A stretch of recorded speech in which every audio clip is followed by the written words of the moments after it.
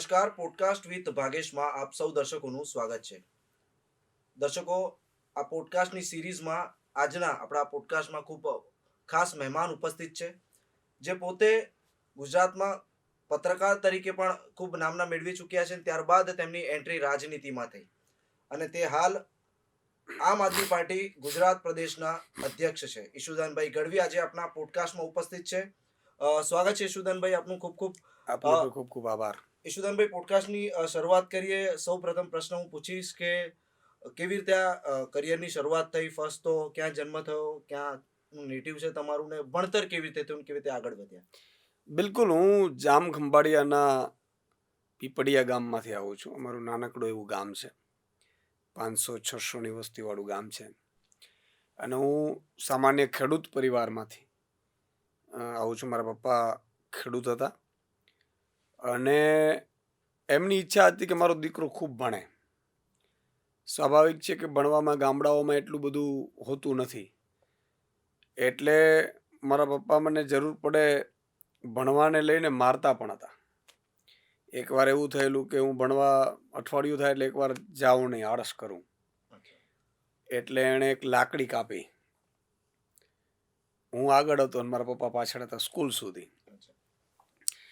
એટલે પછી 10મા-12મા ધોરણ વટવા પછી મેં મારી જાતે પછી કોલેજમાં એડમિશન મેળવ્યું. પછી પત્રકારત્વમાં આપને આશ્ચર્ય થશે, અમદાવાદ મેગા સિટીને મેં ટીવાયમાં હતો ત્યારે મેં અમદાવાદમાં પગ મૂક્યો હતો.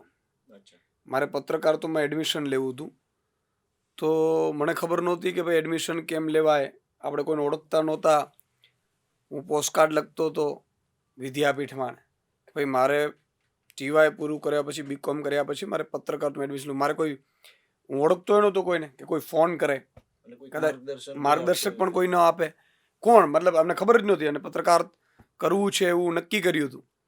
તો એકવાર જામનગર હું ભણતો હતો, સાંજે 11 વાગે બસમાં બેઠો ને સવારે 5 વાગે પારડીમાં ઉતર્યો હતો અંધારામાં.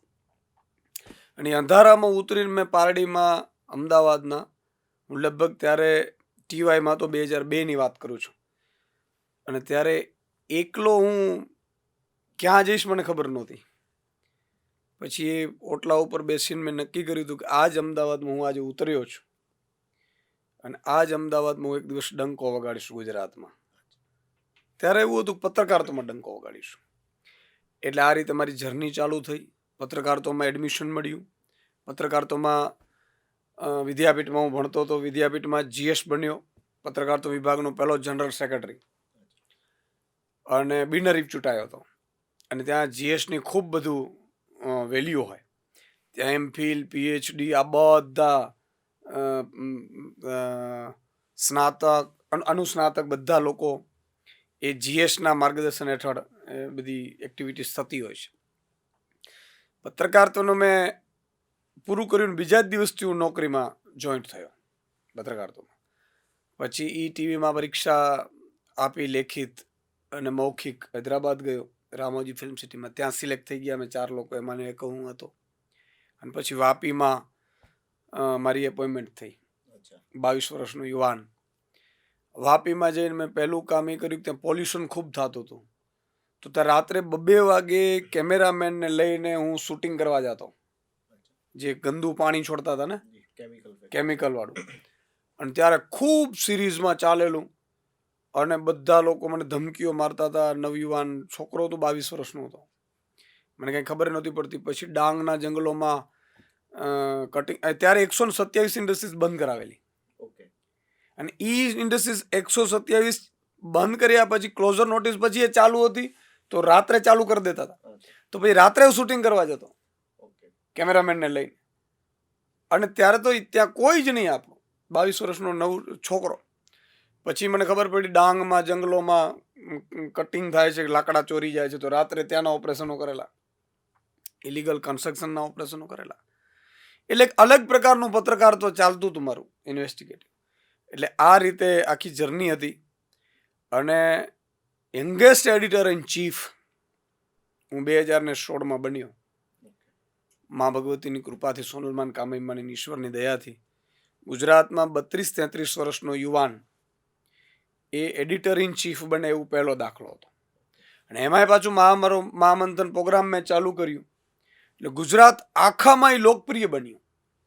અને એ પ્રોગ્રામમાં હું કોઈ ચીપીને બોલવાનું કે એવું નહીં, નાભીમાંથી આવેલા શબ્દો હું ચેનલ ઉપર પ્રસ્તારિત કરતો હતો. કોઈ સ્ક્રિપ્ટ ખેડૂતોનો અવાજ હોય, આઉટસોર્સિંગ કર્મચારીઓનો અવાજ, બેરોજગાર યુવાનોનો અવાજ, સરકારી કર્મચારીઓનો અવાજ, નાના લોકોનો અવાજ, મજૂરો, શ્રમિકો, ગરીબો, વંચિતો, શોષિતો અને યોજનાઓના કૌભાંડો બહાર પાડવાના. મારું પ્રોગ્રામમાં આખા ગુજરાતમાં કરફ્યુ લાગતું હતું. રોજનું 15 થી 20 લાખ લોકો જોતા હતા એ સમયે. અને ટીઆરપી કોઈ હિન્દી, ગુજરાતી, ઇંગ્લિશ ચેનલ મહામંથનના કાર્યક્રમના ટીઆરપી બરોબર નહોતું. આખી ચેનલની ટીઆરપી હોય ને એક મારા પ્રોગ્રામની ટીઆરપી, એટલી હદે લોકો પ્રેમ કરતા. ને એક સમય એવો આવ્યો કે જ્યાં મને લાગ્યું કોરોનામાં કે ભાઈ બહુ જ સ્થિતિ ગુજરાતની ખરાબ થઈ. આટલા વર્ષ શાસન પછી મેં પીક ઉપર હતો ત્યારે મેં એ શો છોડી દીધેલો અને રાજનીતિમાં એન્ટ્રી કરી. આવી રીતે મારું સફર શરૂ થયું છે. પરિવારમાં કોઈ ખરું રાજનીતિમાંથી, કોઈ બેકગ્રાઉન્ડ, કોઈ ફેમિલિયર, કોઈ? તમને આશ્ચર્ય થશે, મારા પરિવારમાં કોઈ સરપંચ પણ નથી બન્યું ક્યારેય. અને અમારા લોકો રાજનીતિથી કોસો દૂર છે, કોઈ જ નહીં. પણ મેં કીધું ને કે સડનલી એક સિચ્યુએશન એવી આવતી ગઈ કે રાજનીતિ, આજે પણ હું કહું છું, રાજનીતિમાં ઈશુદાન ગઢવી આવવું, લોકો, ગરીબો, વંચિતો, શોષિતોની પીડા ન જોવાય એટલે મારે આવવું પડ્યું છે. રાજનીતિમાં આવવું મારી મજબૂરી છે, મારો કોઈ શોખ નથી. આજે પણ હું 20 કામ હું કહું અને ભાજપ આજે પણ કરી દે ને તો આજે હું રાજનીતિમાંથી સંન્યાસ લઈ લઉં. આ આપણો વિષય નથી. પણ જો નહીં કરે તો ઘૂસીને કરવું પડશે, એ આપણી જવાબદારી છે. તમે જ્યારે રાજનીતિમાં તમે પ્રવેશ કર્યો અને ત્યારબાદ 2022ની ચૂંટણી પણ થઈ હતી અને સારો એવો ગ્રોથ જે તે ટાઈમે આમ આદમી પાર્ટીએ ગુજરાતમાં કર્યો, નેશનલ પાર્ટી બની આફ્ટર ઇલેક્શન. કેવા પ્રકારની તૈયારી એ સમયે કરી હતી? અને પરંતુ સીટો ઓછી આવી, 5 સીટ જ આવી, એક્સપેક્ટેશન કરતા ઓછી નહીં. 2022માં એક 13-14 વર્ષનું નવું બાળક હોય ને એ રીતે આમ આદમી પાર્ટી ચૂંટણી લડતી હતી. એક બાજુ બે મહારથીઓ હતા, કોંગ્રેસ અને ભાજપ. ત્યારે કોંગ્રેસ ખૂબ મજબૂત હતી. અને છતાંય તમે જુઓ, ભૂતકાળમાં મુખ્યમંત્રીઓએ પાર્ટી બનાવીને એને આટલા વોટ જ મળ્યા.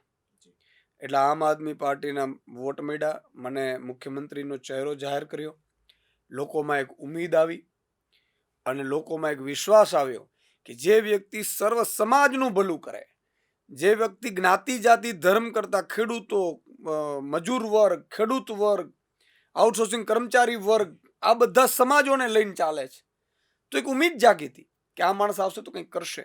અરવિંદ કેજરીવાલજીની કામની રાજનીતિ, અમારા બધા નેતાઓની વર્કની કામની રાજનીતિ, એની સંઘર્ષ, 14% મત, એમાંય આદિવાસી અને સૌરાષ્ટ્ર ક્ષેત્રમાં 25% મત મળેલા. નાની સૂની વાત નથી. 5 સીટો સાથે 41 લાખ મત. હવે અમારે કાંઈ નથી કરવાનું. 41 લાખ જે લોકો છે એ જ લોકો એના 5 મત નખાવડાવે પરિવારના. 41 લાખ મત છે, 5 મત નખાવે. માની લો કે એક ઘરમાંથી એક મત પડ્યો છે તો એના મમ્મી, પપ્પા, ભાઈ, ભાભી કે દેરાણી, જેઠાણી કે સાસુ, સસરા, એમાંથી 5 પસંદ કરીને 41 લાખ લોકો બીજા 5 મત નખે એટલે આમ આદમી પાર્ટીની ભારી બહુમતે સાથે સરકાર બને. અને સાથે ઘટના મને યાદ આવી રહી છે, જે તે સમયે ગાંધીનગર કમલમ પર સમગ્ર આમ આદમી પાર્ટીના આગેવાનો તમારા સહિત ઘણા બધા મોટી સંખ્યામાં કાર્યકર્તાઓ ગયા હતા. જે ઘટના બની, મોટી સંખ્યામાં કાર્યકર્તાઓને જેલમાં પૂરી દીધા, એ પ્રકારે શું અનુભવ યાદ આવે છે એ સમયનો? મને જેલથી તો કંઈ બીક નથી લાગતી, પણ ઇજ્જત આબરૂથી બહુ બીક લાગે. તમે જુઓ, આમ આદમી પાર્ટીના અમે બધા લોકો, લગભગ 96 જેટલા લોકો ઉપર FIR થઈ. અમે બધા ગયા હતા. પેપર લીક થયું. 10 લાખ યુવાનોને, એના મમ્મી પપ્પાને, એટલે કે 50 લાખ પરિવારોની ઉપર એક મોટી ઘાત આવી. અમે નક્કી કર્યું કે ભાઈ સરકાર કમલમથી ચાલે છે, મુખ્યમંત્રી તો ખાલી પપેટ છે. અમે કમલમમાં ગયા. કમલમમાં અમે વિરોધ કર્યો. ભાજપના નેતાઓ અરવિંદ કેજરીવાલજીના ઘરે પણ વિરોધ 1000 વાર કર્યો છે, મુખ્યમંત્રીના ઘરે. પાર્ટી ઓફિસે તો અલગ છે, પાર્ટી ઓફિસે તો કરી જ શકે તે વિરોધ. તો કમલમમાં અમે ગયા, ખોટું શું હતું જ નહીં કંઈ. કમલમમાં વિરોધ કર્યો એટલે 2 નિમ્ન કક્ષાની રાજનીતિ ભાજપે કરી. એક વસ્તુ એ કરી કે માન લો કે મને આ લોકો પોલીસ આમ ધક્કા મારતી હોય ને હું પાછળ હટતો હોઉં એટલે સ્વાભાવિક છે કે ઘર્ષણ થાય. પછી ભાજપના લોકો આવીને લાઠીઓ વરસાવતા હતા. પોલીસને પણ લાગ્યું હતું ત્યારે જાણે અમે કોઈ બહુ મોટો ગુનો કરી લીધો. ગુજરાતના યુવાનોનો અવાજ તમે શું કામ ઉઠાવ્યો? આ યુવાનોને તો અમે પેપર ફોડીને એમને બેસાડી દઈએ છીએ. એટલો અભિમાન ભાજપને. તો ત્યારે અમને લઈ ગયા એટલે ડિટેન કરવાનું હોય સ્વાભાવિક છે. 2 કલાકમાં ડિટેન કરીને છોડી દેવાનો હોય. પણ ત્યારે મારી ઉપર છેડતીનો આરોપ મૂક્યો. મને દારૂ પીને આવ્યો અને દારૂની અલગ FIR કરાવડાવી. અમે સાબરમતીમાંથી 13 દિવસ ગયા સાબરમતી જેલમાં. બધા લોકો, મારી માતા બેન દીકરીઓ, અમારી લગભગ 26 જેટલી મહિલાઓ હતી, એના ઉપર FIR થઈ. અમે બધા જેલમાંથી છૂટીને આવ્યા એટલે ફરીથી મને બીજો કેસ કર્યો કે ભાઈ દારૂ પીને. અચ્છા, ડોક્ટરે એ દિવસે એવું કહ્યું કે ભાઈ ઈશુદાન ગઢવીના મોઢામાંથી વાસ નથી આવતી, આટલા નજીકથી. બરોબર, મેડિકલ ચેકઅપમાં લઈ ગયા તમને. મેં જિંદગીમાં જો કે દારૂ પીધો જ નથી, પણ પ્રેક્ટિકલી વાત કરીએ તો પણ કોઈ વ્યક્તિ દારૂ પીતો હોય એ વિરોધ દારૂ પીને ન કરવા જાય. પોલિટિકલી કેરિયર હોય ને એનો, એટલે એટલો તો મૂર્ખ કોઈ હોય જ નહીં. છતાંય ડોક્ટર એવું કહે છે કે ભાઈ આમને વાસ નથી આવતી, એણે ક્લીન ચીટ આપી દીધી. પછી પાછળથી FSLને કહીને, FSLના અધિકારીઓને ફોડીને 13 દિવસ પછી પાછો રિપોર્ટ આવ્યો. હવે તમે સામાન્ય રીતે એવું હોય કે 24 કલાકમાં દારૂ પીધો હોય ને તો 48 કલાક સુધી તમારા બ્લડમાં સેમ્પલમાં રિપોર્ટ આવે. એ લોકોએ રિપોર્ટ જ 8 દિવસ પછી કરાવ્યો. એટલે એક ફરજીવાળો ઈશુદાન ગઢવીને બદનામ કરવા માટે એને ઈશુદાન ગઢવીને જેલમાં પૂર્યો કે ભાઈ આ તો દારૂડીઓ છે ને આ તો છેડતીઓ કરે છે. 26 મહિલાઓ અમારી હતી, સામે 2 મહિલાઓ ભાજપની ત્યાં હતી, એ પણ મારી બહેનો હતી. એમાંથી એક બેનને તો મારે ત્યાં જ મારી નોકરી કરતા તે બેન, બરાબર છે. એ બેનને ને એના પરિવાર પણ ખુશ રહે એવું આજે પણ હું ઈચ્છું છું, કારણ કે એ લોકોએ ભાજપના દબાણમાં જે કર્યું કે તમે વિચાર કરો. મારી 28-26 જેટલી મહિલાઓ હતી મારી પાર્ટીની. એમણે એવું કીધું કે સાહેબ આપણે પણ છેડતીની ફરિયાદ અમે પણ કરીએ, કારણ કે ભાજપના લોકોએ એમને તો માર પણ માર્યો હતો. એક બેનને તો લોહી પણ નીકળી આવ્યા હતા. મેં એ બહેનોને કીધું કે બેન તમે ભાજપ પાર્ટીમાં, તમે જે ભાજપ કે કોંગ્રેસ પાર્ટીમાં નથી, તમે આમ આદમી પાર્ટીમાં છો, અને કોઈ પણ સ્ત્રીની ઇજ્જતથી વધારે કોઈ એના માટે કોઈ મૂલ્ય નથી હોતું. તો મેં કીધું તમે પાર્ટીમાં આવ્યા છો, તમારી ઇજ્જત ઉછાળવા નથી આવ્યા. આપણે કોઈ છેડતી નથી કરવી. એ લોકોની ભાજપના નેતાઓની ઈચ્છા છેડતી કરવાની નહોતી, બરાબર છે. પણ એ લોકોએ બહેનોનો ઉપયોગ કર્યો. તમે વિચાર કરો, ભાજપમાં જોડાયેલી બહેનોને ધાક ધમકી આપીને છેડતીની ફરિયાદો કરાય. આ નીચ કેટલા કહેવાય, નિમ્ન કક્ષાના કેટલા કહેવાય. અને ગુજરાતની જનતા એ તો જોશે. પણ કહેવાનો મતલબ એ છે કે આ બધું થયું એટલે જ 14% મત મળ્યા. લોકો ભાજપના કાર્યકર્તાઓ હતા ને એમણે કીધું કે સુદાનભાઈ તમારી ઉપર આ લોકો અમારા વાળા બહુ ખોટું કર્યું, આજથી અમે ભાજપને મત નહીં આપીએ. એ બતાવે છે કે ભાજપ એમના પાર્ટીમાં રહેતી બહેનોની 0 ઇજ્જત કરે છે. હવે જો વાત કરીએ સમગ્ર ગુજરાતની, તમારા સર્વે મુજબ તમને શું લાગે છે, આમ આદમી પાર્ટી ગ્રામ્યમાં વધારે મજબૂત છે અને શહેરમાં ઓછી મજબૂત છે? ગ્રામ્યમાં અત્યારે ખૂબ માહોલ છે આમ આદમી પાર્ટીનો. શહેરોમાં પણ તમે જો રાજકોટ છે, જામનગર છે. હમણાં જામનગરના ચાલુ કોર્પોરેટરો અમારામાં જોડાયા. રાજકોટમાં હમણાં અમે અને ગોપાલભાઈએ સભા કરી, લગભગ 5000થી વધુ લોકો એક નાનકડા વોર્ડની સભામાં હતા. સુરતમાં પણ અમે હમણાં સભા કરી. વડોદરામાં પણ અમારું થોડું માહોલ છે હજી. અમદાવાદમાં, વડોદરા અને અમદાવાદની જનતા પણ ધીરે ધીરે જોડાઈ રહી છે. પણ ગામડામાં તો અત્યારે વન સાઇડ પિક્ચર ચાલે છે. ગામડામાં કોઈ ભાજપ કોંગ્રેસનો જાય ને, કોંગ્રેસ તો પિક્ચરમાં જ નથી, કોંગ્રેસનો સૂરજ ડૂબી ગયો છે.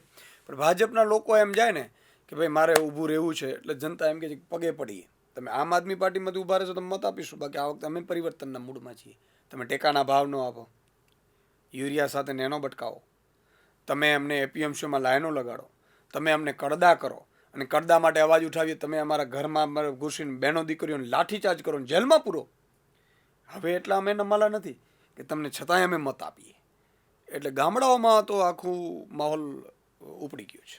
આ જે હાલ મુદ્દો એક ચાલી રહ્યો છે, જેમાં ગુજરાતના રાજકારણમાં ગરમાવો આવ્યો છે, વડોદરા જિલ્લાના 5 ધારાસભ્યો દ્વારા મુખ્યમંત્રીને પત્ર લખાયો છે કે અધિકારીઓ સાંભળતા નથી.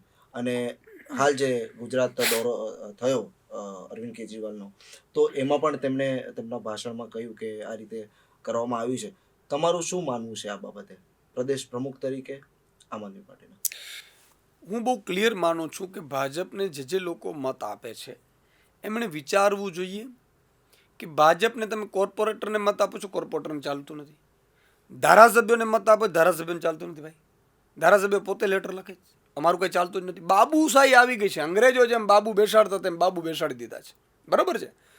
અત્યારે ભાજપના મંત્રીઓનો પણ ચાલતું નથી. હું તો એમ કહું છું, મુખ્યમંત્રી બિચારો અત્યારે પીડાઈ રહ્યો છે. ભાઈ, મારું નથી ચાલતું, કોઈ કહી નથી શકતો. એ કોને લેટર લખે? હાલો, આ ધારાસભ્ય મુખ્યમંત્રી લેટર લખ્યું, ભાઈ આ ભાજપ. અચ્છા, ધારાસભ્ય લેટર લખ્યું, મેં ઉલ્લેખ કર્યો છે કે એક સામાન્ય આમ આદમીને નાનકડું કામ સરકારી કચેરીમાં કરવું એ યુદ્ધ સમાન છે. એટલે કે ગુજરાતની આખી સિસ્ટમ કોલેપ્સ થઈ ગઈ છે. યુદ્ધ સમાન છે, એટલે કે યુદ્ધ કરવું પડે છે, ધક્કા ખાવા પડે છે. આનાથી શરમજનક વાત ભાજપ માટે શું હોઈ શકે? ખરેખર તો મુખ્યમંત્રીને મંત્રીઓ રાજીનામા આપી દેવા જોઈએ, પણ આ નહીં આપે. અને એટલે હું પ્રજાને કહું છું કે તમને આ નમાલાઓને ચૂંટીને પણ શું કરશો? જેનું હાલવાનું જ નથી, જેનું ચાલતું જ નથી, જેને માત્ર ભ્રષ્ટાચાર જ કરવો છે, જેમણે માત્ર તમારા પૈસાની લૂંટ જ ચલાવી છે. તમે વડોદરાની વાત કરો. વડોદરામાં એક યુવાન પોતાના પરિવારને લઈને ગયો, વિપુલ ઝાલા. વસ્તુ કંઈક લેવા જતો હતો, પરિવારને ઊભું રાખીને, અને ભાજપના ભ્રષ્ટાચારના ખાડા એને ભરખી ગયો. ખાડામાં પડી જાય છે અને વિપુલ ઝાલાનું મૃત્યુ થાય છે. હું એમ કહું છું, આવું જ્યારે થાય ત્યારે સમાજના આગેવાનો ક્યાં છે? કે ભાજપના ભ્રષ્ટાચારથી તમારા સમાજનો દીકરો, આપણે ગુજરાતનો દીકરો મૃત્યુ પામ્યો છે. કાલે તમારો મારો વારો આવશે. આમ સમાજ આપણે કરીએ છીએ. ભાજપના નેતાઓ આપે છે કે મત આપો, આપણા સમાજનો છે, આપણા સમાજનો છે, ધારાસભ્ય બને છે, મંત્રી બને છે, મુખ્યમંત્રી બને છે. ખરેખર તો આવામાં સમાજે ઊભું રહેવું પડે કે આજે આનો વારો છે. વડોદરાના સમાજ ઊભું થઈ જાય, ગુજરાતનો સમાજ આખું ઊભું થઈ જાય, સર્વ સમાજ, સર્વ જ્ઞાતિનો, કે આજે આ ભાજપે આજે વિપુલ ઝાલાનો ભોગ લીધો છે. આ ભાજપે હરણીકાંડમાં નાના ભૂલકાઓનો ભોગ લીધો છે. આ ભાજપે તક્ષશિલા કાંડમાં સુરતમાં નાના ભૂલકાઓનો ભોગ લીધો છે. આ ભાજપના ભ્રષ્ટાચારે અગ્નિકાંડમાં ટીઆરપી ગેમ ઝોનમાં નાના ભૂલકોનો રાજકોટમાં ભોગ લીધો છે. ભાજપને મત આપીશું કે અપાવીશું તોય પાપના ભાગીદાર બનીશું. સમાજ એકઠું થઈ અને આ ભાજપને તિલાંજલિ આપવી જોશે. નહીં તો મારે દુઃખ સાથે કહેવું પડે છે કે જે ભાજપને હવે પણ મત આપશે ને, તો એના દીકરાઓનો પણ ભાજપ ભોગ લઈ લેશે. અરવિંદજી જ્યારે ગુજરાત દોરા પર હતા ત્યારે હરણી બોટકાંડના જે પીડિતો છે તેમ પરિવારો સાથે તેમણે મુલાકાત લીધી. 2 વર્ષ પૂર્ણ થયા છે હરણી બોટકાંડને જે દુર્ઘટના થઈ વડોદરામાં, જેનાથી આખું ગુજરાત જે છે હચમચી ગયું હતું, પણ હજુ પણ પરિવારો ન્યાય ઝંખે છે. હવે આમ આદમી પાર્ટી સપોર્ટમાં આવી છે, કેજરીવાલજીએ મુલાકાત લીધી. કેવી રીતે જુઓ છો કે કેવા પ્રકારનો ન્યાય એ પરિવારોને મળવો જોઈએ? તમે વિચાર કરો, ચલો દુર્ઘટના થઈ ગઈ, કદાચ આપણી ભૂલ હોય, મિસ્ટેક થાય, સરકારની થાય ને તંત્રની થાય, હું ના નથી પાડતો, અમારી સરકાર હોય તોય થાય. બાળકો 12 મૃત્યુ પામ્યા, 2 શિક્ષકો મૃત્યુ પામ્યા, પછી સરકારે માની લો ખબર પડી કે ભાઈ ભૂલ થઈ ગઈ છે, તો ગુનેગારોને સજા કરવી જોઈએ કે ના કરવી જોઈએ? એ તો સરકારનું કામ છે ને. સજા 1 વર્ષે નથી થતી, સજા બીજા વર્ષે નથી થતી, ઇવન 2 વર્ષ પૂર્ણ થાય છે, મુખ્યમંત્રીને રજૂઆત કરવા જાય છે, ક્રાઇમ બ્રાન્ચ ઉપાડીને એને હેરાન કરે છે. આટલા નમાલાઓ ભાજપના નેતાઓ અને ભાજપના 162 ધારાસભ્યો ચૂંચા ન કરે. અને એનાથી મોટી વાત કે એને ન્યાય નથી મળ્યો, અને એ જો અવાજ ઉઠાવે ને એનો મકાન પણ પાડી નાખવા માટે અથવા ભાજપના કોર્પોરેટરને પણ સસ્પેન્ડ કરી દેવા, એનો અર્થ એ થયો કે ભાજપને સત્યથી અથવા તો સારી રીતે તપાસ કરવામાં કોઈ રસ નથી. એને ઢાંક પીછોડો કરીને એના કોન્ટ્રાક્ટરોને બચાવવા છે. આ કોન્ટ્રાક્ટરોની પાર્ટી છે, આ દલાલોની પાર્ટી છે. આજે આ બાળકોનું મૃત્યુ થયા છે, વડોદરાના બીજા લોકો એને મત આપશે, ફરી એમના લોકોના મૃત્યુ થશે, પછી આ લોકો ક્યાં જશે? અને ન્યાય નથી આપતા, ન્યાય માટે ઝંખવું પડે. આજે આમ આદમી પાર્ટીની સરકાર હોત તો, આમ આદમી પાર્ટીની સરકાર હોત, હરણી બોટકાંડ થાત જ નહીં, કારણ કે એમને ટેન્ડરો આપીને બધું કરાવડાવ્યું, જે લાઈફ જેકેટ કંઈ નહોતા. છતાંય હું એમ કહું છું, સરકારોમાં દુર્ઘટના થાય. જો આમ આદમી પાર્ટીની સરકાર હોત તો તમામ અધિકારીથી માંડીને તમામ કોન્ટ્રાક્ટર જે ગુનેગારો છે એને કડકમાં કડક સજા મળત અને જામીન ન મળત. અને બીજું કે આ પરિવારને, મૃતકના પરિવારને 1 કરોડની સહાય 1 મહિનામાં ચૂકવી દેવામાં આવત. આનું નામ સરકાર કહેવાય. આ તો તબલા વગાડે છે સાલાઓ. અને હું ગુજરાતની જનતાને કહું છું કે તમે હવે તો હાથમાં જગાડો. આજે સુરતમાં આટલી ઘટના બને છે, તક્ષશિલા કાંડ થઈ છે, છતાંય ભાજપને બિનહરીફ છૂટે. શું આપણી આત્મા મરી ગઈ છે? બરોડામાં ભાજપના 76 કોર્પોરેટરો છે, એમાંથી 69 કોર્પોરેટર ભાજપના, અને છતાંય આપણે ભાજપને મત આપીશું. અને ન્યાય ન મળે એટલે આજે વિપુલ ઝાલા મૃત્યુ પામ્યો, કાલે બીજો મરશે, ત્રીજો મરશે. જે મત આપે છે ભાજપને એમાં મરે છે.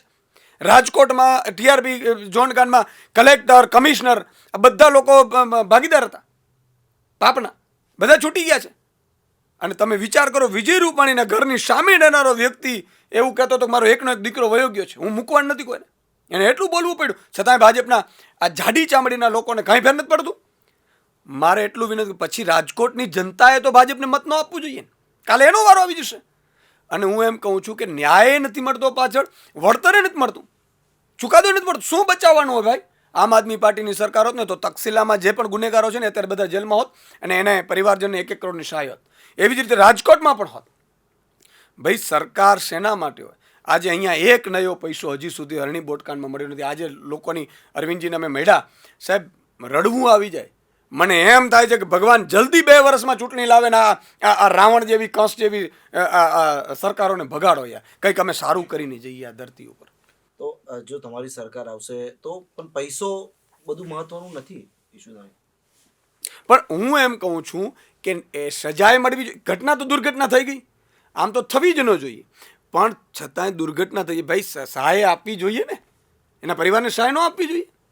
પૈસો બધું મહત્વ નથી, એનો મૂળ તો હું એમ કહું છું કરોડોમાં ચૂકવી ન શકાય, પણ કંઈક તો આપવું જોઈએ.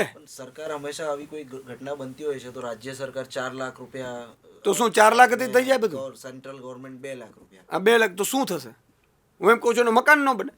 અને એ તો મૂલ્ય જ ચૂકવી શકાય એવું નથી. પહેલું કામ તો એ છે કે આવી એક ઘટના બની તો આખા ગુજરાતમાં તમામ કોન્ટ્રાક્ટ, તમામ અધિકારીઓને સૂચના આપી દેવામાં આવે કે 1 રૂપિયાની ગડબડ ન કરતા.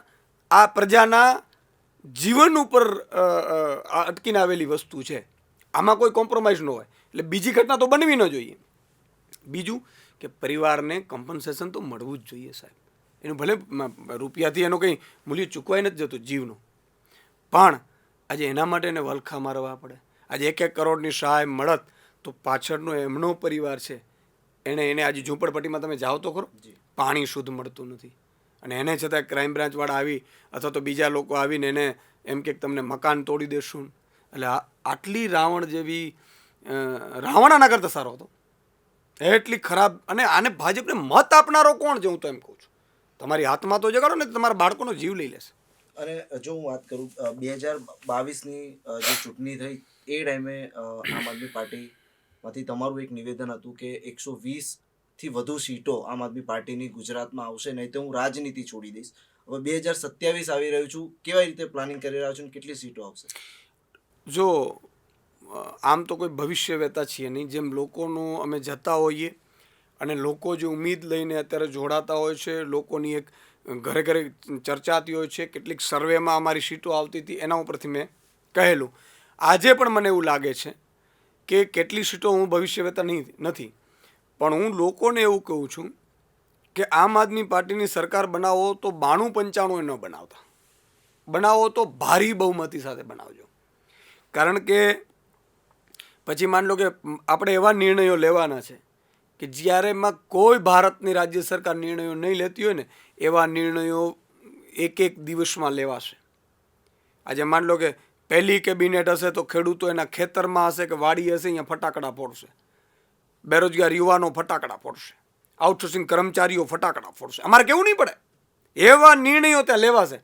તો એવા નિર્ણયો જ્યારે લેવાશે ત્યારે અમારે કરપ્શન બંધ કરવું પડશે, ભ્રષ્ટાચાર સદંતર બંધ કરવું પડશે.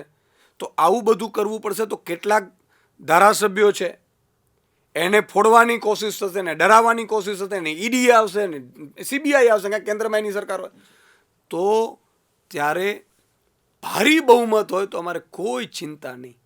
બાકી 93 ચલાવીશું સરકાર ને 92 પણ ચલાવી લેશું. પણ પ્રજાને મારી વિનંતી છે કે ભારી બહુમત આપો એકવાર. શબ્દ સામે આવે તો 2022ની ચૂંટણી સમય છે ફ્રી બીઝ જે આમ આદમી પાર્ટીનો હંમેશાથી એજન્ડા રહ્યો છે, મફત વીજળી ને મફત શિક્ષણ તો સરકાર આપતી જ હોય છે ગુજરાતમાં પણ. ક્યાં આપે છે? પ્રાથમિક શિક્ષણ આપે છે મુખ્ય? કાંઈ નથી આપતું. અત્યારે સ્કૂલો બંધ કરી દીધી ને શિક્ષકો ઓછા કરી નાખ્યા એટલે હું છે પ્રાઇવેટમાં વહી જાય. એટલે તો શું એજન્ડા શું રહેશે? એજન્ડા એ જ રહેશે કે પ્રજાનો પૈસો છે ને પ્રજામાં જ વેપારવું જોઈએ. માની લો કે આજે અરવિંદ કેજરીવાલ જે મુખ્યમંત્રી બન્યા, અરવિંદ કેજરીવાલજીને ફ્રી વીજળી મળે. અહીંયા CR પાટીલ મંત્રી બને એને ફ્રી વીજળી મળે. ભૂપેન્દ્ર પટેલ છે એને ફ્રી વીજળી મળે. ચાર્ટર પ્લેન આપીએ, હેલિકોપ્ટર આપીએ, બંગલા આપીએ, ગાડી આપીએ, ના પરિવાર માટે ફ્રી સેવા આપીએ, હોસ્પિટલમાં પ્રાઇવેટમાં જાય તો ફ્રી મળે. બધું ફ્રી ફ્રી ફ્રી, અને પ્રજાને કંઈ જ નહીં.